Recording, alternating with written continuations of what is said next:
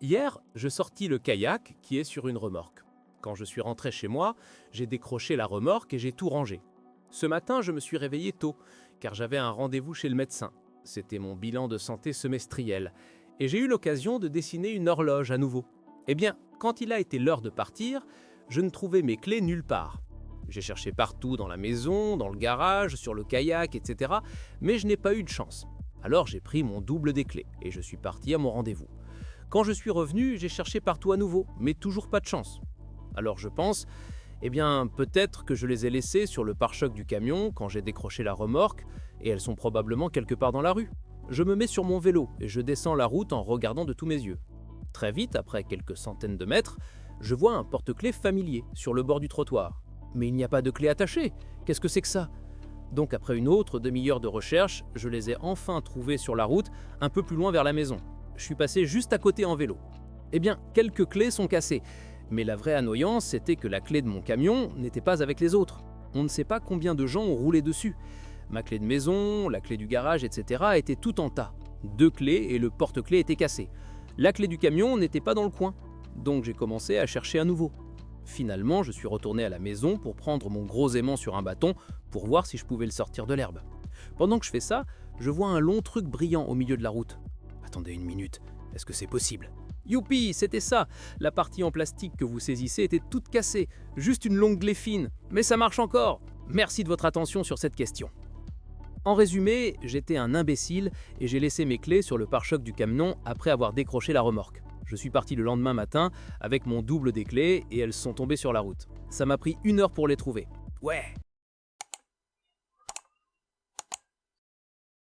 J'ai toujours été un orateur public depuis que je suis enfant. J'ai pratiquement vécu sur scène, animant et présentant, vous comprenez l'idée. Une fois, on m'a demandé très imprudemment, la veille de l'événement, de faire un discours à mon école. Évidemment, étant moi-même, j'ai accepté l'offre et décidé de me réveiller et d'écrire le discours le lendemain matin parce que j'ai un optimisme aveugle et une confiance en moi excessive.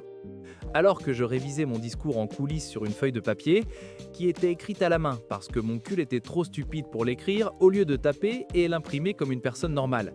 Et mon écriture est énorme, donc même 100 mots pourrait facilement remplir presque 3/4 d'une feuille A4.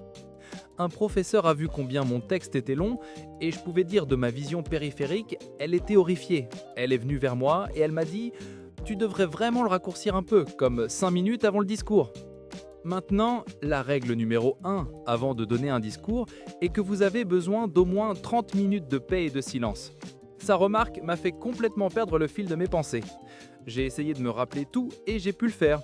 Mais alors qu'on annonçait mon nom, je me suis rendu compte que je n'avais pas révisé comment me présenter correctement. Mais il était trop tard. Je me tiens devant au moins 500 personnes et avec la plus grande confiance, je prononce ces mots. Bonjour à tous, bonjour, je m'appelle bonjour. J'entends quelques rires, mais c'était bien. J'ai ri et continué mon discours. Plus tard, ma cruche de l'école est venue me voir et m'a appelé Bonjour, et c'est juste mon nom à l'école maintenant. Les enseignants ont fait pareil. Mon groupe de discussion avec mes amis a un autocollant de mon visage comme le soleil de Teletubbies. Le point positif est, au moins, ma cruche m'a parlé. En résumé, une nuit, mon école m'a demandé de faire un discours à la dernière minute. Et bien sûr, j'ai dit oui, parce que je suis trop confiant. Je l'ai écrit à la main le lendemain matin, mauvaise idée, et mon écriture géante faisait comme un roman. 5 minutes avant de monter, un professeur l'a vu, s'est affolé et m'a dit de le raccourcir. Mon cerveau était officiellement aussi utile qu'un cacahuète grillé. Alors je me suis levé, j'ai souri à 500 personnes et j'ai fièrement dit « Bonjour à tous, je m'appelle Bonjour ».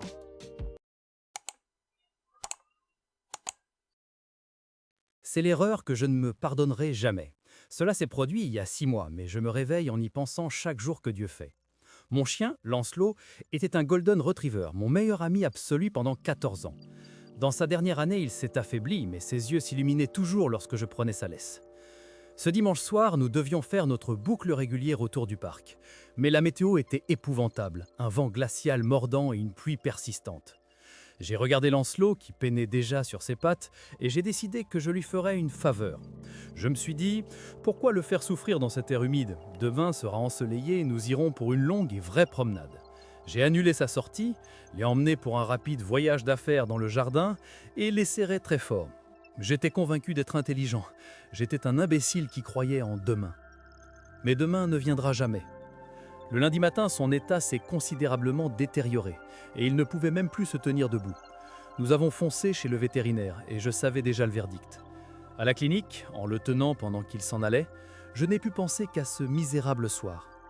Mon erreur n'est pas qu'il soit mort, c'était sa maladie.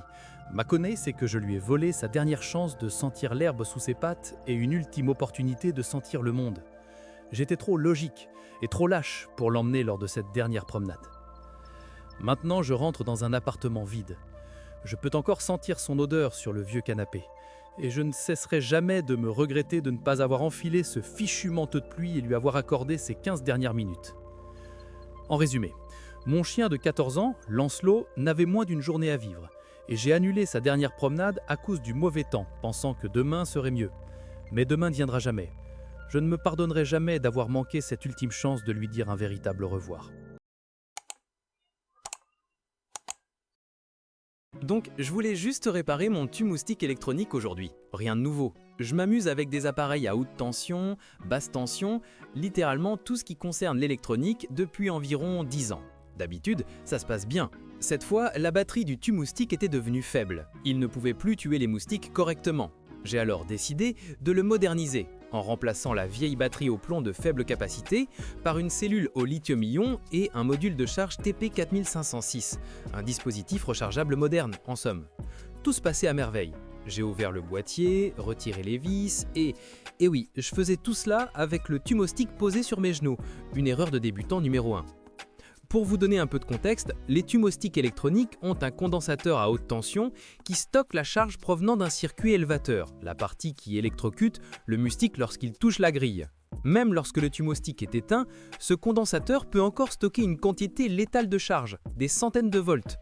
Pour être prudent, ou du moins pensais-je l'être, j'ai décidé de le décharger manuellement. J'ai pris un tournevis métallique et j'ai touché la grille. Sauf que je n'ai pas réellement touché les bornes. Au mieux de cela, j'ai accidentellement court-circuité la grille, à haute tension, la couche positive ou vive, tandis que la grille extérieure, la couche mise à la terre, reposait sur ma cuisse. Instantanément, zap, un choc complet a traversé de ma cuisse jusqu'à mon majeur droit. Pas un petit choc d'électrostatisme, un vrai, soutenu. Il s'est avéré que le bouton de puissance était bloqué en position marche, donc il continuait de se décharger jusqu'à ce que je laisse tomber le tout-moustique. Tout est fini en une seconde, mais waouh, ça faisait mal. Leçon apprise, rechecker toujours les choses. Je vais bien maintenant et je trouve même cela drôle. En résumé, je voulais moderniser les batteries d'un tue-moustique, mais j'ai foiré lors de la décharge du condensateur à haute tension. Eh bien, j'écris ceci passé 4 heures du matin parce que je suis tellement énervé contre moi-même et que je ne peux pas dormir. Je suis sorti avec un petit groupe d'amis pour l'anniversaire d'un bon ami aujourd'hui. Nous avons commencé à environ 12 personnes et avons diminué à 6 au dernier bar, puis à 3 à la toute fin. Moi, le bon ami et une fille qui était dans le groupe et que je ne connaissais pas très bien. La fille a invité mon bon ami et moi à retourner chez elle ensuite pour consommer une certaine substance. Alors nous avons accepté son offre. Gardez à l'esprit que je n'ai aucune connaissance préalable que mon bon ami et la fille ont une sorte de relation à ce moment-là. Nous étions tous assez fatigués, mais nous fumions et discutions par intermittence, donc je profitais simplement de l'ambiance. Ce n'est qu'après environ 1h30 de ce que je pensais être un bon moment que mon ami dit quelque chose comme « Bon, il est temps d'aller au lit », dit qu'il doit aller aux toilettes et rentre. Ma première pensée bien sûr est « Bon, je vais l'attendre pour pouvoir le raccompagner chez lui ». Et puis, après être allé aux toilettes, tous les deux me raccompagnent à la porte et me disent « Bonne nuit ». Je ne pouvais pas dire exactement s'ils étaient simplement très fatigués ou visiblement ennuyés, mais de toute façon, il était clair que j'étais rapidement mis dehors, ce qui est le moment « Oh merde » est arrivé. Et j'ai rassemblé les morceaux. Vous me dites que je n'ai pas capté de signaux après presque 2 heures. Juste après être parti, j'ai envoyé un message pour m'excuser et lui ai dit de me demander de partir si, Dieu l'interdit, quelque chose comme ça se reproduit. Mais putain, je me sens stupide. En y repensant, c'est évident que j'ai dépassé mon temps de visite. Je ne suis généralement pas quelqu'un qui a du mal à saisir les signaux sociaux et je ne veux surtout pas devenir une de ces personnes. En résumé, je suis allé me détendre avec un bon ami et l'une de ses copines chez elle après une soirée d'anniversaire. Je n'ai pas réalisé que j'étais le 3e roue de la charrette jusqu'à ce que je l'attende pour le raccompagner chez lui et qu'il ne partait pas avec moi. Je me sens comme le pire ami du monde. Mon ami et moi-même avons eu l'une de ces nuits où tout ce qu'ils disent vous fait rire. Ils pourraient dire « ma chaussure est détachée » et vous éclateriez de rire. Dans ce cas, Nous parlions de la salle de bain, qui sentait le poisson après avoir utilisé un nettoyant pour évier. Mon ami se plaignait de ne pas vouloir utiliser une salle de bain qui sentait le poisson. Cela bien sûr m'a fait glousser, mais j'étais en train de boire de l'eau. J'ai un peu étouffé, mais j'ai réussi à me calmer. Ensuite, elle est entrée dans la salle de bain et a dit « Burk, ça sent dégoûtant ». Je prenais une autre gorgée d'eau à ce moment-là. Grosse erreur. Cette fois, je n'ai pas pu simplement avaler l'eau et passer à autre chose. J'ai avalé, mais je ne suis pas passé à autre chose. J'ai commencé à étouffer, haletant pour reprendre mon souffle. Je ne pouvais littéralement pas respirer. Je pensais que j'allais mourir. Tout ce qui sortait, c'était ces petits haletants rauques. Finalement, je me suis précipité vers l'évier de la cuisine et j'ai commencé à vomir. C'était ma deuxième erreur. J'aurais dû prendre la poubelle. Pendant tout ce temps, l'une de mes amies se cache, elle n'aime pas les bruits de vomi. Et mon autre amie se tient de l'autre côté de la pièce en demandant sans cesse « Tu es en train de mourir ? Tu es en train de mourir ?» Ce à quoi je ne pouvais pas répondre parce que je ne pouvais pas respirer. Il m'a fallu environ 2 minutes pour retrouver une respiration normale. J'ai rôqué pendant un bon moment. Mon ami m'a juste regardé jusqu'à ce que je puisse parler et dire que j'allais bien. La pire partie, c'est que l'ami qui m'a demandé si j'étais en train de mourir fait des études de médecine, donc parmi les 2 personnes dans la pièce, c'est elle qui pourrait vraiment aider. Maintenant, je m'inquiète pour ses futurs patients. En résumé, j'ai ri en buvant de l'eau, je n'ai pas pu respirer pendant 2 minutes et j'ai vomi dans un évier. Comme le titre l'indique, j'ai fait une bêtise en faisant un test de grossesse avec une amie et j'ai pas caché la preuve très habilement. Alors, mon amie de 19 ans vient juste de rentrer d'un voyage il y a environ 2 semaines où elle a passé presque un mois avec son petit ami. Et aujourd'hui, elle m'a appelé un peu inquiète en m'annonçant que ses règles étaient en retard. Elle ne veut pas passer le test chez elle car elle vit toujours avec ses parents stricts et elle m'a demandé si elle pouvait venir et le faire chez moi. J'ai mon propre appartement, alors comme une bonne amie, j'ai dit bien sûr. Donc elle vient chez moi et nous faisons ce petit tour chez Walgreens où elle me demande si je veux bien le passer avec elle parce qu'elle a peur et qu'elle n'a jamais fait ça avant. J'en ai déjà fait quelques-uns depuis que je suis dans une relation à long terme et que mes règles sont irrégulières et jamais trop prudentes. Nous avons pris ce qu'il fallait et sommes revenus chez moi pour passer à l'acte. Les 2 se sont révélés négatifs, alors nous sommes toutes les 2 tirées d'affaire. Mais c'est là que j'ai fait une erreur. Au lieu d'être maline et de cacher les tests dans la poubelle ou de les dissimuler pour qu'ils ne soient pas vus, je les ai simplement jetés et n'ai rien pensé de plus. Plus tard dans la journée, mes parents sont passés pour passer du temps ensemble parce qu'ils étaient en ville, et comme toute personne normale, ils ont utilisé la salle de bain. Et dans la salle de bain, il y avait les 2 tests de grossesse assis là pour que tout le monde puisse les voir. Ou du moins, ils y étaient. Je les avais complètement oubliés jusqu'à ce qu'ils partent et que je nettoie ma voiture et me souvienne soudainement. J'ai couru rejoindre le salon et j'ai regardé, et bien sûr, il était là, observant.